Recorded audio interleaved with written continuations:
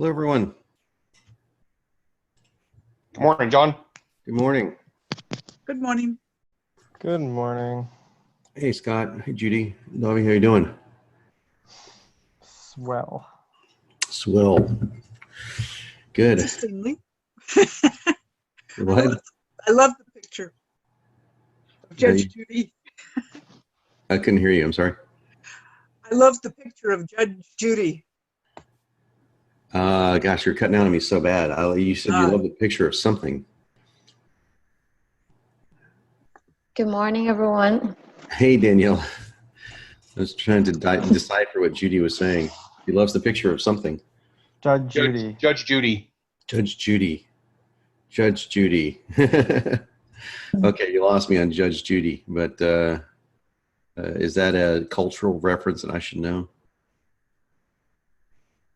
It was on today's post on Facebook for the meeting today. It was a picture of Judge. I don't do that. I don't do the post. That's Liana's job. So, so that's hence me going. I have no idea what you're talking about.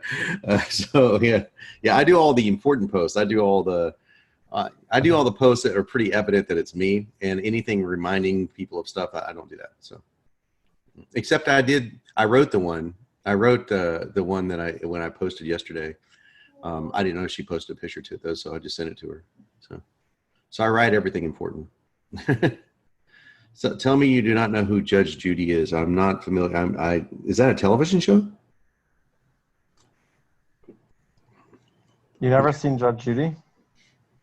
Dude, what can I tell you? I watched South Park, Game of Thrones, Cobra Kai, which is now got to be my most favorite TV show in the world for so many different reasons. It's just so ridiculous. It's great. And what else do I watch? Sports. Yeah, that's the limit. I try to avoid any. A cultural reference. You should definitely watch Judge Judy. Judge Judy. Okay. All right. Judge Judy. Maybe Is she some sort of a traffic judge, or what's the story behind Judge Judy?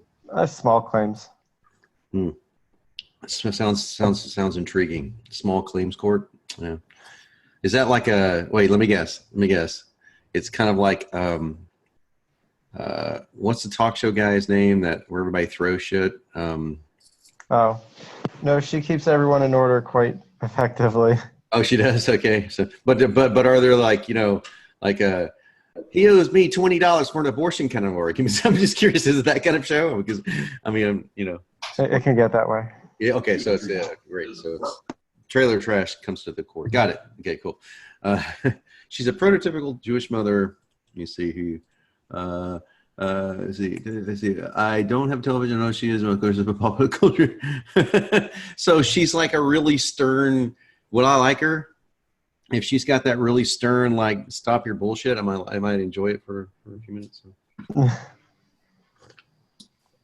Avi, you're going to be my cultural. You're going to be on my cultural North Star here today. So, and you don't even live in the States. Well, I mean, I'm from there. I'm from Canada. My grandparents used to love watching her. Yeah, I know you're from Canada. I can tell by the accent. Yeah. What part of Canada, eh? From Toronto. Yeah, it's always the Torontos that have the accents, man. It's like a. I don't have an accent. Oh yeah, you do. Yeah. I can hear it. Yeah. I can hear the little Canadian inflections because I live there. I live half the year in Canada, so I know where I had them. So yeah, I'm about to go back. I leave June 1st to go to Vancouver. To move? Well, I live there I lived there last time for 2 years, but I live there I live in Vancouver. I live in Vancouver in the spring and summer because it's Vancouver. It's like hard to beat in the spring and summer, So. Never been. Oh, it's gorgeous. Highly recommend Vancouver to anyone. It's a beautiful city. It's like my family's up there. My sister, my best friends, my brother, they're like brother and sister to me. My actual sister, my closest friends live there. So just happens to be all live in Vancouver, and the only ones that don't live in Vancouver live here in Santa Barbara. So that's why I go back and forth. Home is where the friends are, right? Well, you got the seasons right. I do, except this time it's Vancouver and Santa Barbara. It's been Vancouver since I moved here. It's been Vancouver in the winter in Santa Barbara. It's been cold and rainy. So Yeah, I don't know what's going on with that, but so yeah, I wanted everyone to be on this call today. So I said, yeah. So I wrote something to Liana yesterday and said, post this on Zoom, post this on Facebook, post this on everywhere you can get your hands on. And then I posted basically, if you don't show up for tomorrow's call, you're missing the whole thing. So it's a long one. It's 24 slides, I think. So, and none of them are easy. So you guys are going to get a crash course baptism by fire into how to make an offer. For those of you daring enough to attend this. So let's say hi to Scott. Sean, how are you doing, man?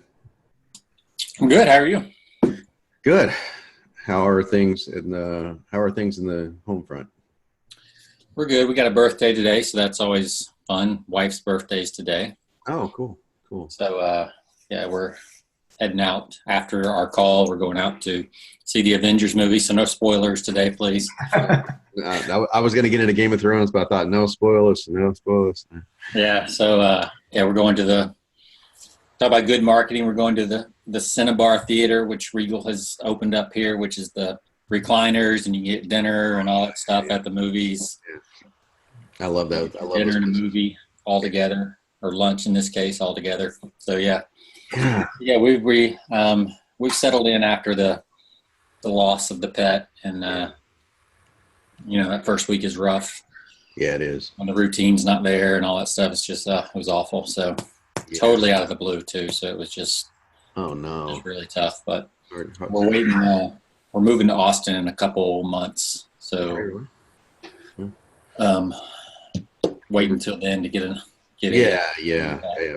Austin's it's funny. I lost my dog in Austin, so I get it. Used to live in Austin, so yeah. Have you been to Austin before? Yeah, I've never lived there, but we've been there. I'm going to. I'll show you around, Sean. Is that where you're at? I'm just outside of Austin, out a place called Horseshoe Bay, but it's only 40 minutes or so to Austin. Okay, cool. Yeah, are you east or west? West, out in the hill country. Okay, on the other side of Lake Travis? Yeah, further out than Lake Travis. Okay. It's a hike. Very cool. Yeah. I'm going full-time there as marketing director for capitalism.com. So Great. Oh, cool. So capitalism.com, I didn't even know that existed. What is that? What is that? So tell me about that. It's kind of interesting. Yeah, it's going to be, it's kind of a big mission, big vision, long-term, but Ryan Moran started it. He does physical products. It's kind of where he made his name. Yeah, I know Ryan, yeah. Yeah, and Talked to him all though. you had Freedom Fastlane, which was more the physical product side, and we still have a continuity program under the capitalism brand, the 1%, where we help people build business, invest the profits, create the change they want to see in the world. But we got a lot of big stuff that we're looking to do with capitalism as just kind of as a movement. Yeah.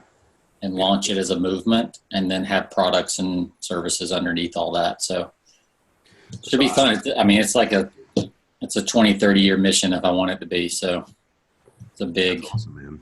That's awesome. Big thing. So I not that this involves capitalism.com, but I just posted something that no one responded to. I can always tell when I'm like shooting arrows into the black holes. But there was a great video done by 1791 on capitalism, kind of more Randian capitalism than laissez-faire capitalism, but and posted by capitalists that were truly concerned about some of the end game of Randian capitalism because of the advent of AI, and it's they shoot these beautifully artistic videos. Yeah. So, you should definitely check it out, because I'm a capitalist by nature, just because I think it's lifted more people out of poverty than any other. Yeah, we're the same way, but I'm not a Randian capitalist. I was a philosophy major, so I know too much about Ayn Rand to be in the Randian capitalist. But yeah, I get it. And you should check out the video, because it's like it definitely makes you think. And Where did you post that in the group? no, I posted it on my personal YouTube channel. So. Yeah, but that would be actually a really great group post, because it's funny if somebody, well, they'd have to really glance over what I wrote, but if they just glanced over it, they would think that I was like anti-capitalist, which I'm not at all, but because it's not that way. Neither are the guys that made the video. But I think it's always just good prudence to take anything taken to extremes. Anything. It doesn't matter what it is. Anything taken to extremes can be dangerous. I mean, or can be silly. I guess extreme Jainism wouldn't be dangerous, but it's kind of silly. Yeah, it's like a religion or anything else, right? I mean, you take it to the extreme, it's got its problems and all that stuff. So I'm reading. You can probably help me figure out what. So I was not a philosophy major or any kind of major. I flunked out of college. So good for you. Usually successful people do. Yeah. So I've got like Human Actions to read on Mises. Light Discovery read. of Freedom with Rose Wilder Lane. I couldn't see that one. Oh, Discovery of Freedom? No, Yeah. that's you like all the light stuff, huh? Yeah. So Well, I always tell people if they want to start into anything, start with the ethics, because that's going to be like, yeah. if you start just with Spinoza, you can't go wrong. It's a good groundation for any philosophy. Say Spinoza, Spinoza. not Spinoza like from Baruch Which Spinoza. Baruch Spinoza. Yeah. Benedict. He changed his name to Benedict because he was cast out of his community. Jewish philosopher who moved to one of the four top three in most philosophical circles of lucid thinkers. Was very much Einstein's very famous for saying he believes in Spinoza's God. So Spinoza was considered by some an atheist, by most a pantheist. Certainly a pantheist in my opinion, but a beautiful writer, and he basically poured all of his work into one book. He wrote a couple others, but the ethics is the go-to. Yeah. And it's just, I mean, it's like every single sentence. If you want to read good copy too, it's like, because read Schopenhauer and you go, after about an hour, I'm like, oh, what the hell did he say on the sentence before that? I mean, it's like, it's very dense. Kant, it's like Immanuel Kant is like next to impossible to read. I mean, it's like, just like, what the hell are they trying to say? But Spinoza's not like that. It's very, I mean, even though he's always going, it's a lot of duality. It's like, it's neither this nor this, but it's really intriguing. So I want to get into a deep philosophical conversation at 8 a.m, but I would want to get into a deep philosophical. But I've been told. Well, it's almost lunch here, so Former partners of mine that's not a good idea. Okay, so hey, there's Craig. Craig, what's going on, man? How you doing? Good. How you doing? Good to see you, man. Good to see you. Yeah. How's life? You feeling good? Feeling a little better. Yeah. Been taking some CBD oil, so. Oh, yeah. Well, we got a good brand. Gonna mail up. I think we're mailing our first. Guys, I'll let you know what happens with this, but it's a letter that I've worked on. I've been really proud of, and haven't been able to launch for 6 months. I'm like, gee. So we're gonna launch it today. Looks like today or tomorrow. Nice. So, yeah, it's expensive. The stuff that we sell is expensive, but it's good. I mean, it's the only thing I take. Yeah, I think the bottle I got got it from my chiropractor is about $100. So yeah. As long as it's if you feel it hit your stomach, there's something wrong with it. So that's. Well, he said he'd spent a long time searching for something that wasn't, just sourced from garbage. Like it actually, he stands behind it. So I trust him. So. Yeah. Cool. Yeah. Ours is $120 a bottle. But it's so hard to build it. It's because the micron size is super, super small. So like you put a whole vial in your throat, it's gone before it hits here. So there's no gastric issues and all that kind of stuff. Yeah, I would say that's been my experience. And with the Austin allergies, it's really just been looking for something to clear up my head. I was about to warn Sean. I mean, I don't think people realize, like I didn't, because I've never had allergies in my life. I grew up in Dallas, Texas. I'm from Dallas, Texas. So it's not like, I'm not used to Texas. I grew up until I was 17 in Dallas. So I thought moving to Austin, okay, piece of cake. I'd go dive down there. I taught dive lessons down at Travis, but that was for a weekend. I got there, and 6 months later, I wanted to die, man. It's like, fuck, man, it's terrible. I had to move. I had 2 months left on my lease, and I lived in a penthouse, and I left it. Yeah, that was March and April for me. I couldn't. I mean, certain people are hit harder than others, and I'm like, no. I mean, I have to because a big part of what I do is physical. And so like, I have to be able to do it. And it's like, if I'm dragging around, like I got the flu all the time. If you live there, you get through the first couple of years, it gets better from what I hear. But Perry Belcher never got better. He's like, man, 17 years of this shit. I'm done. I'm in Vegas, But so Sean, prepare. Well, it's funny you say that because I used to have really bad allergies. I grew up in Augusta, Georgia, and then I've had them for a long time. In the last 3 years, I created my own like concoction, and I don't have allergies anymore. Wow. What is it? I do. So I do my Yeti tumbler full of water, and then 2 tablespoons ACV, apple cider vinegar, 5 drops of essential lemon oil, and 2 drops of peppermint essential oil. Yeah, those are great. Yeah. And those three things, like, I just take that all year round. Every day I drink that. Yeah. And it's almost completely eliminated my allergies. I get just a little tingle when, like, in peak season. Yeah. But I don't have to do. I used to have to rotate between, like, the 2 types of allergy, Claritin and whatever. It's like even the 24 hours would only last like 8 hours, so I'd have to cycle through the 2 types. Yeah. And even then, it was nothing. Now I only have to take the medicine at all. Wow, that's great. And Knoxville's a lot like Austin as far as we're down in the valley by the river, so we get a lot of the same. Yeah. Same There's stuff. a specific pine in Austin that's indigenous to Austin. Ironically, Vancouver has it, but it's fortunately we're farther enough away from it. And a couple other places, and that may be one of the places that. So yeah, you might be. Austin. Augusta, Georgia was lots of pine trees, but similar latitude. Yeah, it's real close. Yeah, it's real close. Cool. That's a great recipe, great cocktail. I did apple cider vinegar every day for a year. I'm going back to it. I was doing amazing stuff. 3 tablespoons a day. You have to mix it. If anyone is interested in ACV, you have to mix it. Like people were taking it straight and they were like burning their esophagus. It'll definitely fuck you up. But yeah, so I was taking it 2 to 3 times a day and I take it in fat water, like bulletproof fat water. Oh yeah, that'd be good. The peppermint makes it like really refreshing, especially in the summer. The lemon and the peppermint. Like the essential oil peppermint. Has anyone ever taken essential oil peppermint, like just 1 drop on your tongue? Oh, it's like, it's like, man, it's like 97 pieces of chewing gum all at once. Just 1 piece of your tongue, man. It's like crazy. Yeah, it's funny. When we first got it, my son, he was making it was wintertime and he was making hot chocolate. He's like, oh, peppermint, I'll throw this in the hot chocolate. And he started just like Tabasco sauce and dropping it in there.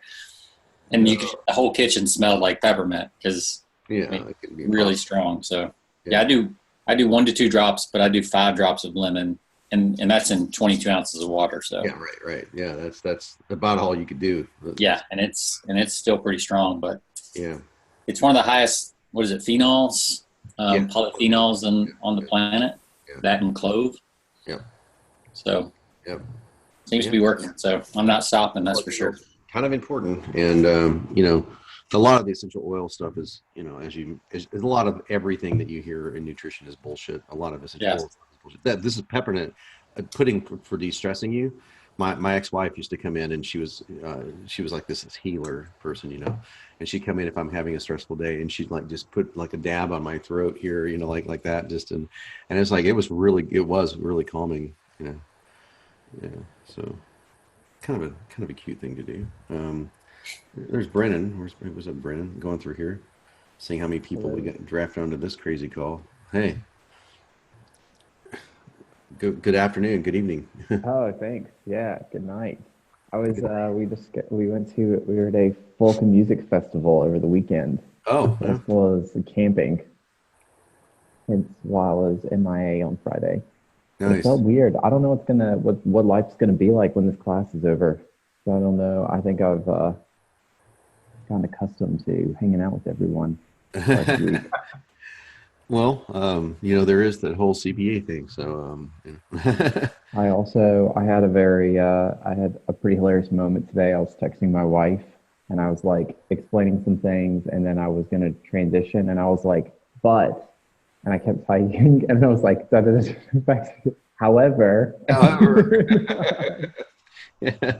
Yet, And small things. That's when you're starting to think Yeah. like John Benson at all times when it's even starting to affect your text messages. Yeah, it does. You're getting that fast. So that being said, That makes good, yeah. yeah, and Mhm. yeah, not to get into copy, but yeah, let's get into copy. That's one of my favorite transitions. You can substitute and but almost across the board. Okay. Just think about this. How many things you say like, this and this, this and this, this and this. You could say, look, okay, like essential oils are great for this, or great for this, they're great for this, but essential oils are terrible for this, and essential oils are terrible for this. It's the same thing. But the only difference is that it doesn't stop the sentence. So now you don't your subconscious mind doesn't obliterate everything you just said about the bots. Now, like I said, we've covered this before. You want to do that. Sometimes you want to say something like, yeah, blah blah blah blah blah, but. And then you want them to forget everything you just said. Like if you're trying, like for example, if you're building a case against a product, sure, product X has blank, blank, and blank, and it really helps some people. But then I would use but on purpose. Yeah. Yeah. So anyway, little NLP there for the morning. Is that Leanne on the call? Let's see Leanne on the call. Great. I'll take all the It is. Hey. You fooled me. I didn't think you were going to be here. So I was here and then you were Oh here. no, I was going to be here. I just didn't think I was going to be here on time. So Oh, okay. yeah, well, because I didn't know how late we were going to be last night. But yeah, I'm here. Daniela, you're here, sort of. So there's a picture there. You were here a while ago, I thought. Okay. So who have I not said hello to? Judy, I've said hello to you. You turned me into Judge Judy. I was thinking, see, that's probably where I got it confused because Judge Judy, I was thinking she was making some reference to herself. So it's like, that's where I kind of got lost. Did you say hi to Craig or Tim? I did. Great. Missed that. Did. I'm pretty sure I did. So awesome. Anybody got any news they want to share? Anything exciting? It's not everybody all at once. It's really hard.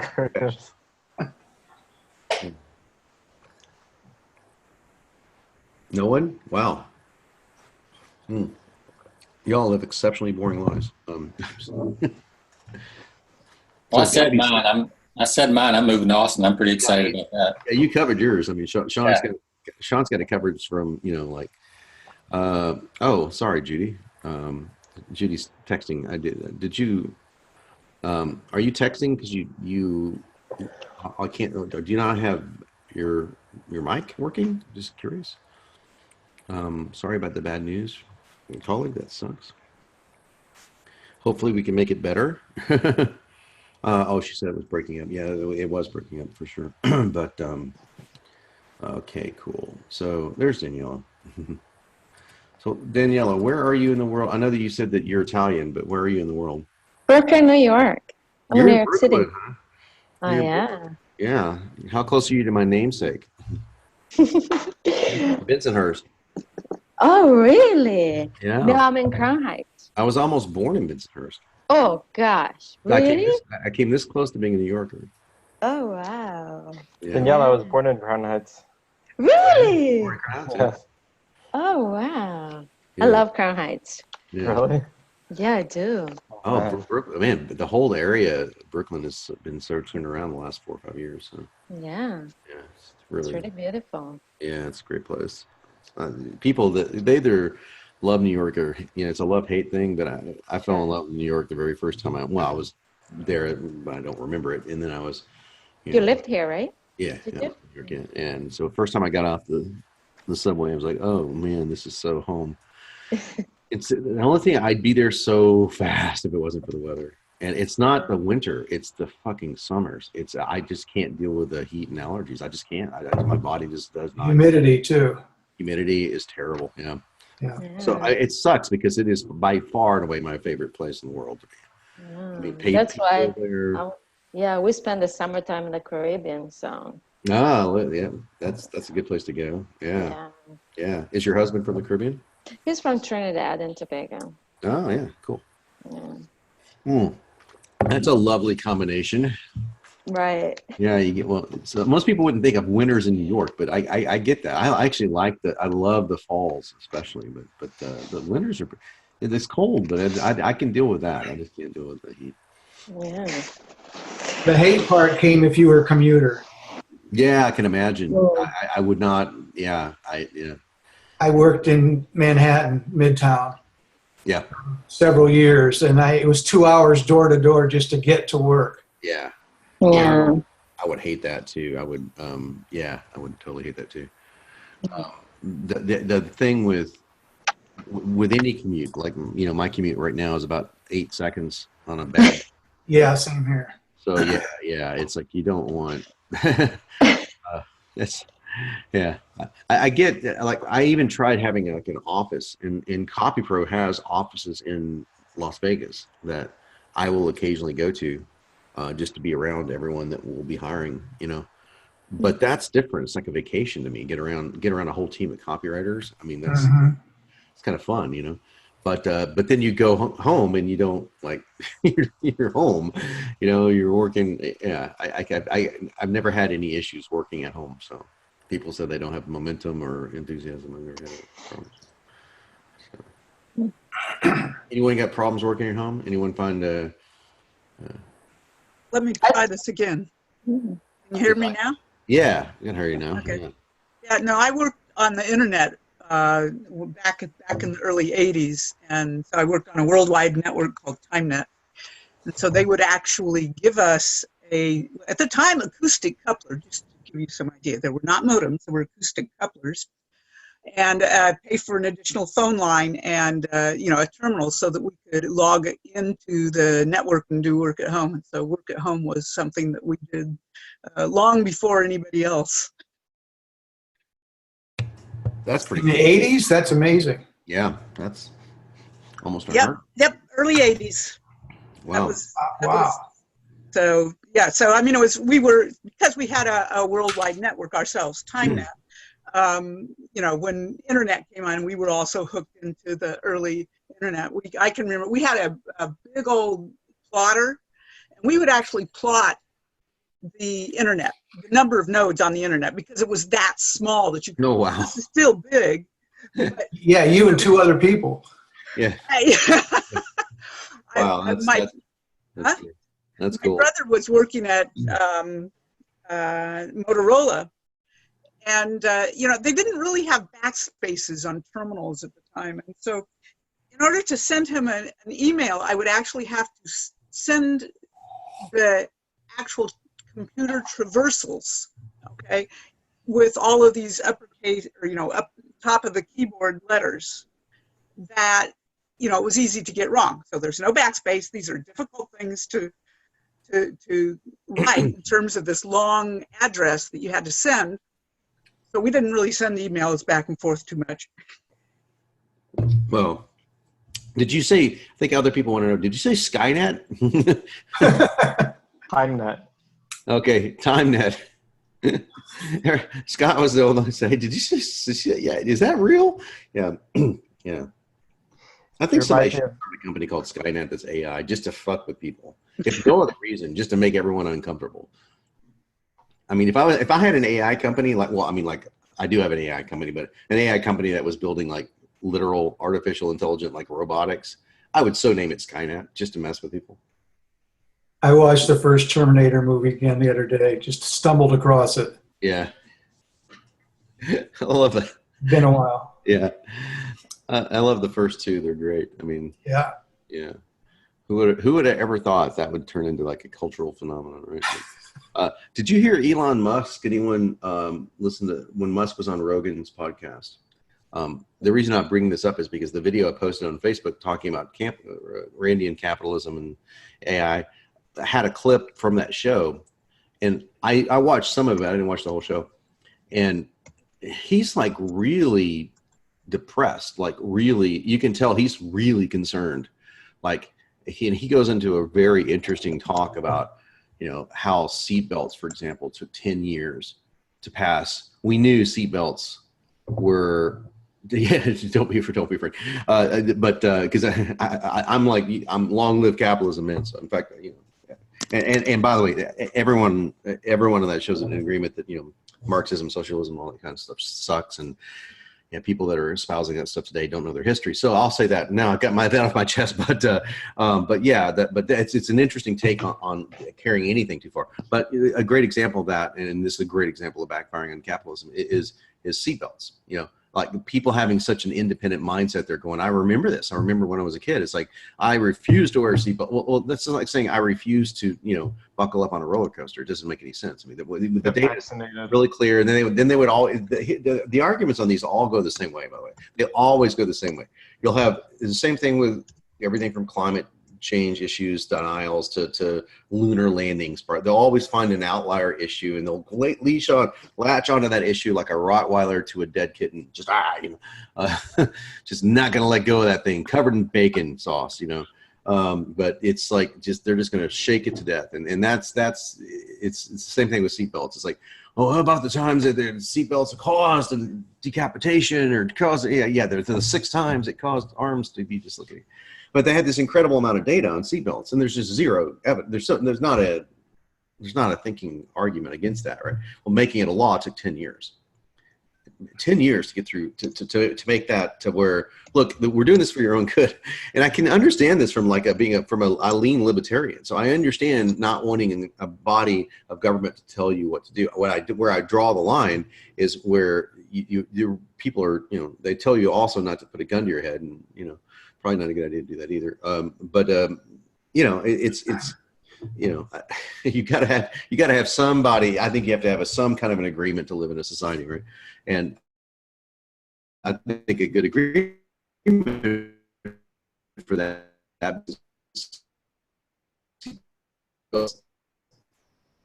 they were also causing for us. But anyway, we figured that out. It's going to take us another, and he was saying when it gets to AI, is that we're already too late. It's already too late. There's no going back to this. There's no going back. Because I don't know if it's going to be good or bad. That's not the point. The point is that there's no way we can legislate it. We can't get it done fast enough. It's just impossible. So, and he's as close to that subject as anyone on the planet would be.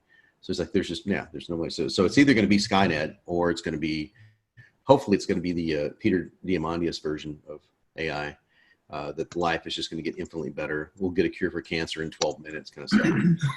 I mean that's what, you know, I know Peter. I've been friends with Peter since, I guess, before Abundance came out, or right when Abundance came out, because we did the marketing for Abundance online, and, you know, been to dinner with him, talked to him at length about this stuff, and you can't talk to that guy or Steven Pinker without, you know, they're just gonna you can't talk to them and be in a bad mood for very long. You know, they are really optimistic people, but neither one of them are Pollyanna. You know, they're very fact driven, logical driven. You know, I mean, hell, Peter's a fucking rocket scientist. He's in Harvard MD. You know, but yeah, they're very optimistic on AI.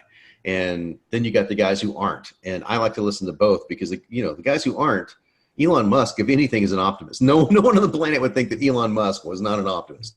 Yeah, I'm going to build a freaking spaceship. You know, I mean, no one does that without being an optimist, right? But he's not real happy about the status of AI. So, love to hear anyone else's thought. I am too. Everybody's hoping for. Remember the movie Tucker? Yeah, that was with Jeff Bridges, right? Yeah. I think so. Yeah, I remember that. I don't remember. I think he was doing seatbelts, I think, back then. So that's there was right. a bunch of stuff. That's right. It's been I saw that movie when it first came out, so that's been forever, right? But yeah, I'm hoping for the Peter Diamandis and, you know, Ray Kurzweil version of, you know, the human machine connection. Let's hope for that. Let's cross our fingers. Let's hope that. But yeah. You're dealing with I did a presentation once for the Hayek Institute in Vienna, and I spoke about these sorts of things, but it was focused more on environmentalism, and you know, because of free market capitalism and the invisible hand of the market rectifying these types of things. Anyway, in my research, I found out that the original environmental legislation, I don't remember all the dates, but it was passed decades, like maybe 40 years or 60 years after they started to realize that water pollution is a serious issue and causing cancer and deaths and all that. And the first legislation, not only did it come decades after they knew what it was doing, but it only came because there was so much actual physical junk in the waterways that the boats couldn't get through anymore. Yeah. And the original legislation was only to prevent people from dumping physical things that can block the passage of boats. It didn't even have to do with chemicals at the time. Yeah, I mean, When was that? Slow to move. I'd have to go and find my notes. There's a whole presentation I did, but Oh. I'm old enough that I was part of the first Earth Day, so it was before that, I'm sure. Well, I mean, the things. I mean, we had the people, like the chemical companies in Ohio, right? We're dumping aniline dye stuff into the waters there, and that's when those were the rivers and so forth were catching fire. So there's a lot of weird stuff like that, man. There's I don't understand why there's reticence to. Well, I mean, let's pull it back to modern era. Whenever people on the conservative side of the fence were bitching about Michelle Obama's idea that kids should eat more vegetables. I mean, there's equal absurdity on the other side of the fence. Believe you me, I see it every freaking day. In fact, I would say there's more absurdity, much more absurdity today. But it used to be the other way around. It used to be like, where it would be like, as a centrist, I'm just looking at this going, it's a clown show, right? But anyone that's like complaining about kids eating broccoli, you've got to have your head stuck somewhere that it ain't outside your ass. It's somewhere else. Or just completely, like you're so entrenched into no one's going to tell me what to do that I'm going to torture my own child's health. I mean, that's just insane. Well, it's the same thing for me with the seatbelt argument and about, the AI argument and other arguments that can go against some of the freedom issues that I completely espouse and, wax philosophically about Thomas Jefferson. But the biggest concern I have, I mean, so a few years back, I went and asked some of the smartest people I knew about what they thought about global warming. Do they believe in global warming? I mean, it was very interesting. And I got back these interesting responses. No, I don't, that doesn't concern me, but this concerns me. Mark Joyner, it was a singularity, by the way. The singularity concerns me. Is that what somebody said? Or you cut out right when you said that? So. Yeah. For someone, it was the singularity.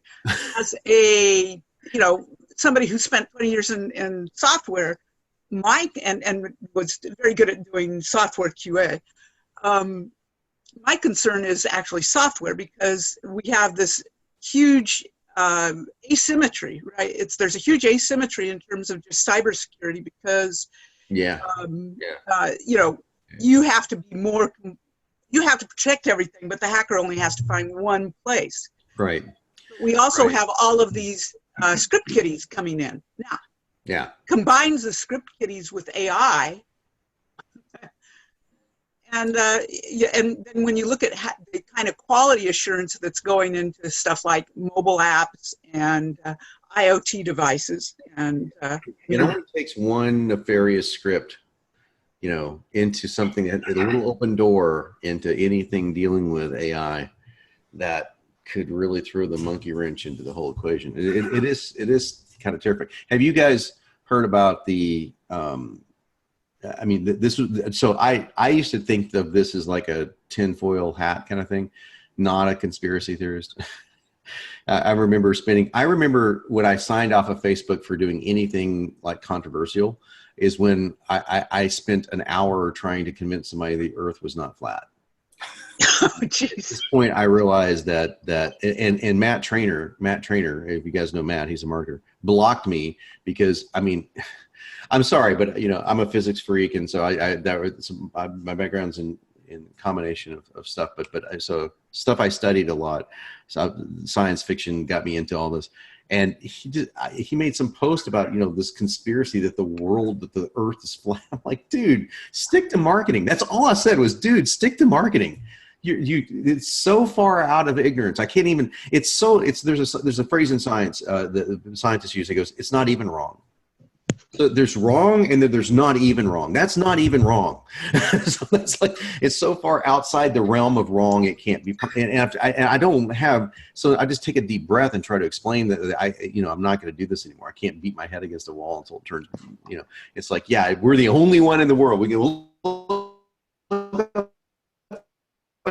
telescope see everything else is pretty we're flat, and it's even common sense belies this. And granted, you can't base common sense on science, that's completely true, but yeah, we know this because we've been there. We've taken pictures. Get the fuck over it. It's over. You put it aside, let it go. But that's what I'm talking about, the whole concept of you grasp onto something and you will not change your mind. So and by the way, this is all part of what we're going to be talking about today, because part of closing an offer is the ability to get somebody to change their position.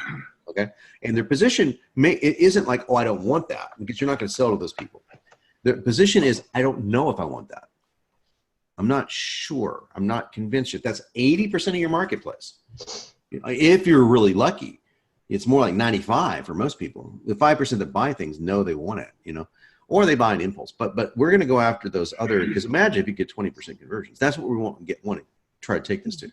You're not going to get 20% conversions on some things, but you're not going to get it religiously. But you have to get someone out of a mindset of, I'm going to hold on like this. I'm not going to let go. Buy script jaws. And the only way to get somebody to let go of that is Socratic method, which we're going to do a little bit of, but also positioning. So Socratic method's more coming next week. But yeah, Socratic method's very good, going back and forth. But I've just found that, I don't know about you guys, but I can just do without. Yes, because I don't take them seriously. But I mean, it's like this is a guy who I like, the only guy who's ever blocked me on Facebook that I'm aware of was Matt Trader. Blocked me on Facebook. I had a few during the election. I'm sorry? Had a few during the election. Oh yeah, well yeah, it's funny because I can talk about both sides of those issues easily, and I the only people that get I can bash the hell out of Trump to my conservative friends, and they're like, okay, whatever. And I say the most innocuous positive thing to my liberal friends, and they're like, holy shit, you're a fucking Nazi. I'm sorry, that's like it's way one-sided to me. I live in California. So I'm telling you right now, in California, it is crazy. I mean, I had a conversation just the other night where it's like, but by the way, it's not as crazy as you see on like YouTube channels and stuff like that. I mean, it's not like that, but it's close ideologically when you're like trying to have a conversation about just a free exchange of ideas, free inquiries at my heart and soul, right? And so I'm asking somebody about their conclusions on something, their conclusions on what is deemed, in this case, it was deemed a systemic oppression and stuff like that. So how do we define something? And it's really close to religion. It's really close to original sin kind of thing, where you can't see it, feel it, touch it, but it's really there. And so I'm asking people to elaborate on this. And just the mere question to elaborate on this is now deemed as a racist thing to say, which is, if anyone knows me and my friends and my exes, that's funny. That's really, that's absurd. So, but then they come back with the argument, it's like, no, you really are. You just don't know it. And it's like, that's no different than original sin. That's no different than all the other concepts that humans have come up with to manipulate people. And so I'm like, no, it's just never going to work. So you're just never going to. And so I'm looking for clarity. And so let's spin this back around to marketing. Clarity and being able to make an argument, being able to clearly define something. There is an aspect of marketing where you want to have a little bit of mystery behind a problem. Like I teach this. Your problem is far worse than you think it is. How many of you guys have Accelerator? Just say if you have Accelerator. Well, now I know you all have it for free. How many of you have had it for longer? So I think I'm losing. Where's everybody? We're here. Okay, sorry. Everybody's camera's off. It's like, okay, it's like, hey, everybody just went away. Maybe it was that EM thing. So I'm getting back to my whole EM pulse concern here in a moment, but you want to build a fear that people don't know they have. Your concern is much worse than you think it is, and we're going to be talking a little bit about that in the final week about because we just briefly touched on it. It's much worse than they think it is, and I talked at length about this in Accelerator, so I didn't want to repeat myself because I gave you guys that course so you guys can just go through it. But I talk at length about how to make the problem extremely bad, and that's the whole ultimate fear thing in Copy Pro. So yeah, there's a point to doing that, but the point is never to say I'm going to make a point that you can't see, feel, or touch. I want you to see, feel, and touch this emotively, physically, if possible. So I've proven a case that you don't believe in right off the bat, or you didn't believe this is bad, and you prove the case. That's a lot different than saying there's something under the bed and you can't see it, feel it, touch it. There's an invisible dragon living in my closet. There's no difference in saying this. There's you might as well just say there's an invisible dragon living in my closet, and you just have to believe me. I mean, so that's not an argument. It will never be an argument, nor will a lot of these other things. But one thing that was interesting, I heard, back to this, okay, that was the marketing thing. Now back to what I was originally going to say, that the biggest threat to me, we were talking Judy's, threats on, cyber issues. I heard, when I first heard it, I thought it was a flat earther kind of thing. It's like, no, an EM pulse over Nebraska would just eradicate all power for 5 years. I was like, what? It's so I don't know anything about that. So I'm like, okay, whatever. And then I was interviewing former head of counterintelligence for the Navy SEALs. So this guy's a badass. I mean, he not only trained SEALs, he was head of counterterrorism. I said counterterrorism. And I said, so I was writing a VSL at the time for the whole, this is before Trump was elected, the world is dying space. I decided I would write one because it would be kind of fun. The whole world's coming to an end thing. But I wanted to be real and I wanted to talk to these guys. So I set up a meeting with 3 Navy SEALs and this guy. And I said, what's your biggest concern? And they all had terrorist concerns, every one of them, because that's what they do. But he said, my biggest concern is EM pulse. I said, what? It's like, he's like, yeah, my biggest concern is an EM pulse. Because normal old rocket can carry it. And yeah, and he went into the holes, what they're looking at. And so it's a really big concern. And I just heard this repeated again by some guy who wrote a book about it. And it's like, man, that's like that. Just think about this, that there's a legitimate, according to these 2 people. Now, I don't know anything more beyond these 2 people, but there's a legitimate thing that could happen where an enemy could set off just a nuclear warhead, but it doesn't have to land. So you don't have to get any kind of, it could just fly over the center of the country and set off some sort of a thing that would be an EM pulse, right? And wipe out our entire electrical grid, which is extremely poor compared to most first world countries, and wipe it out for 5 years.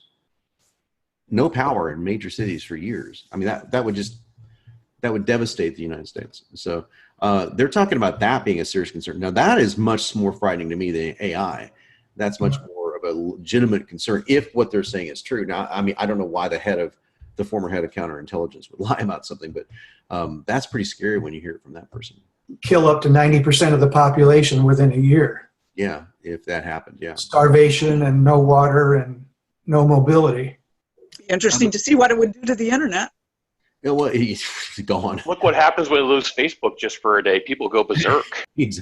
So if this is true, I'm just saying, again, I'm not saying I know for sure it's true. I'm saying it's like 2 people I trust. Well, one person that has the authority to say that is true. I didn't know about this, but I would hope, everybody raise their hand if they agree. I would hope that NASA's greatest minds right now, or the government's Defense Department's greatest minds, are working on this problem. I'm kind of thinking that surely they know about this, right? Surely they're aware that this is a threat. But it's kind of like the whole thing. Well, an asteroid's going to hit the sky. Well, yeah, NASA's kind of on top of that. I hope.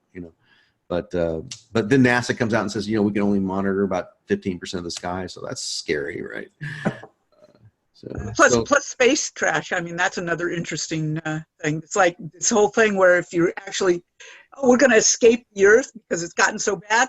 Well, then, yeah, it's getting to the point we've got so much stuff up there that it's a hazardous to actually shoot rockets. So I've never heard space trash before. That's interesting. You mean from like satellites and like, yep. Really? All the stuff they jettisoned over the years. Oh, wow. That would be crazy if we actually do finally make it commercial flights up to space, which I really hope they do. I mean, I'm a huge space freak, so.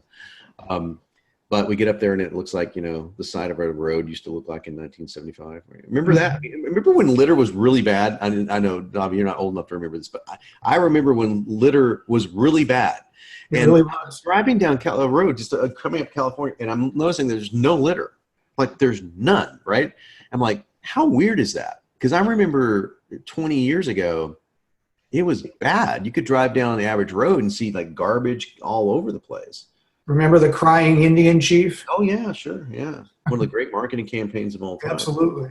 Yeah, Well, but guess what? I mean, so we, as a collective, grew up and stopped doing that as much because I don't see any people out there full time doing, litter maintenance. I mean, I'm not saying there's not people out there doing it, but yeah, I was driving up the California road and just like, holy crap. I see. I'm reading something from Valerie. Hey, Valerie. I haven't said hello to you. I'm sorry. Okay. Well, great. Yeah, please do. I like Matt, so I'm not gonna because she shared this to me privately, so I'm not gonna reveal it. But yeah, I like Matt, and I would like to. Yeah, yeah. I won't say anything more, but yeah, I would love to know. So thank you for saying that. And hi, Valerie. I think I missed you. Judy. Joel's here. Hey, I'm sorry. I'm trying to say everybody that I'm looking at now. We got 13 people on here. Hey, we got new people. So Valerie, you want to say hi? Joel, you want to say hi? Anyone want to say hi? Hi, I'm here. No. Okay. So he's Good morning. alive. Hey. I'm here. Hi. Okay. Cool. Good to have you. All right. Judy, I found my notes for the meetup. If you asked about them, I can send them. I can post them in the group if you want to read them. Thanks. Is that a yes, thanks, or a don't bother? Yeah, no, it's a yes, thanks. I'm not going to ask, that's something I asked for. So.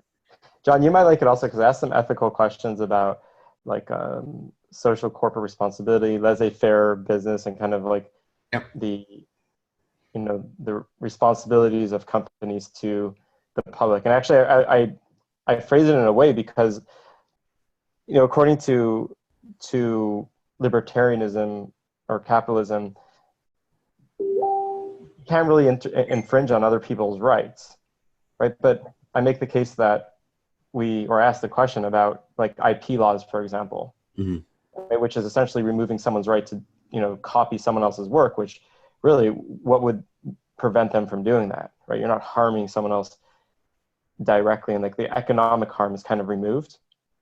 I don't know how economic harm would be removed if you stole IP, like if you were able to dilute somebody's intellectual property.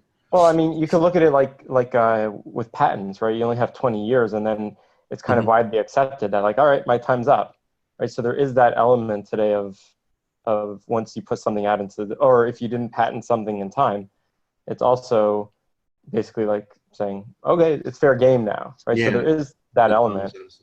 And so we're basically saying that companies, they take advantage of the laws that exist that essentially remove people's freedoms to do these things, at least for the duration of the copyright or the patent. Right? So what do they owe society in return? Like kind of that foundation.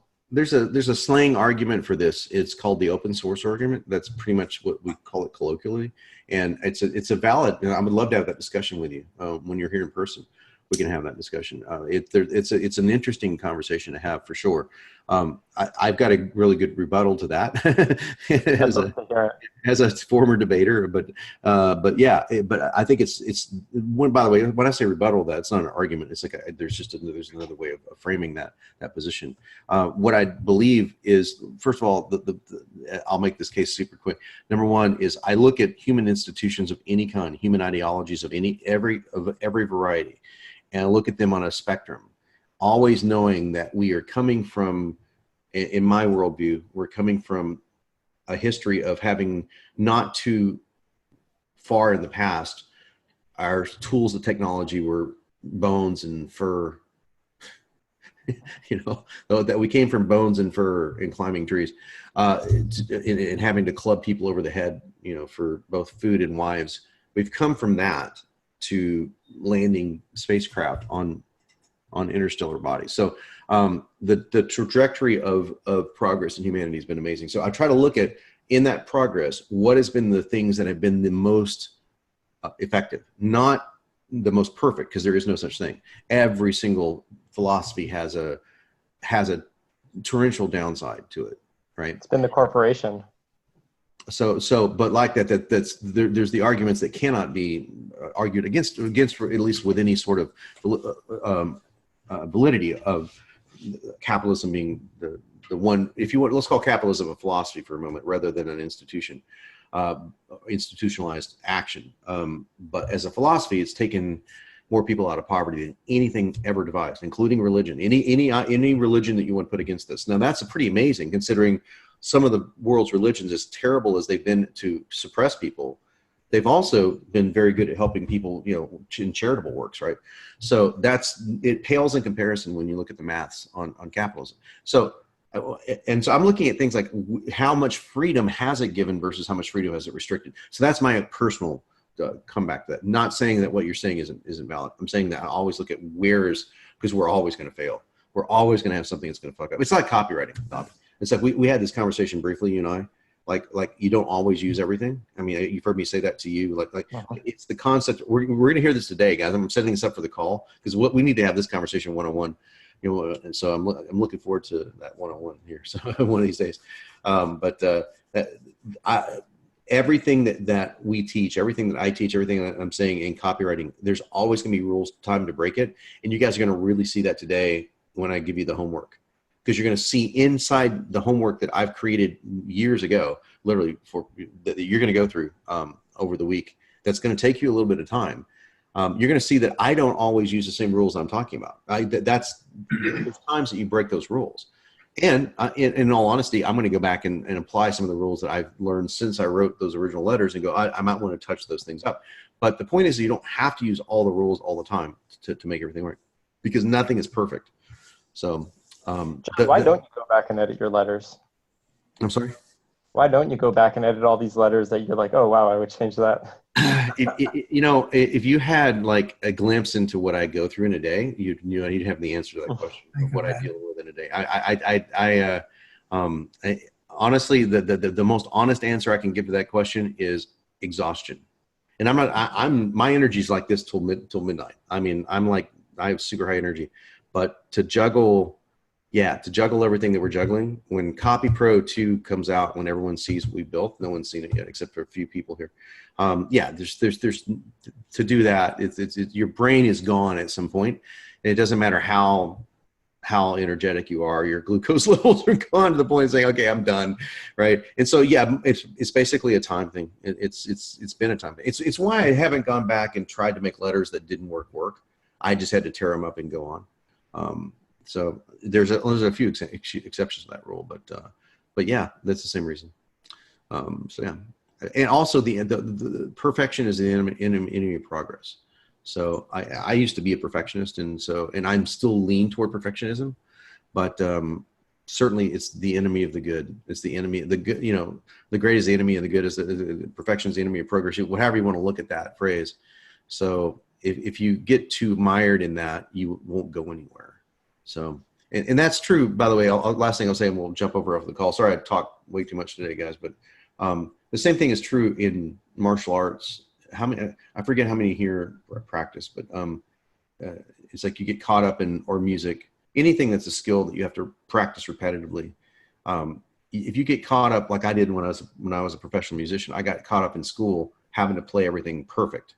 And so it was never good enough. I was never quite good enough to go do the gig, never quite good enough to go read the charts on a studio gig or whatever. And so I never did. Well, I did. I ended up doing it, but I ended up sucking at it because I had that mentality. And I swore to myself when I got into copywriting I would not take that mentality. And so far I haven't. And so I've been able to produce things rapidly that were good enough, and some of them that were damn good. Some of them came out like, wow, those were like on a swipe file kind of thing, but most of the stuff that you write isn't going to be good. But most of the stuff that everyone's ever written wasn't good. Now there's probably exceptions to that, like Shakespeare, but it's like, let's face it, guys, we're not all going to be Shakespeare. So, but hey, I'm going to meet you guys over in the call. I hope this was helpful for everyone in some weird way. We went through like the end of the world, Terminator to perfectionism. So hope you guys enjoyed this. I'll see you on the call. It's going to be a long one. So buckle in, grab something to drink. You're going to need it. And let's see you over there.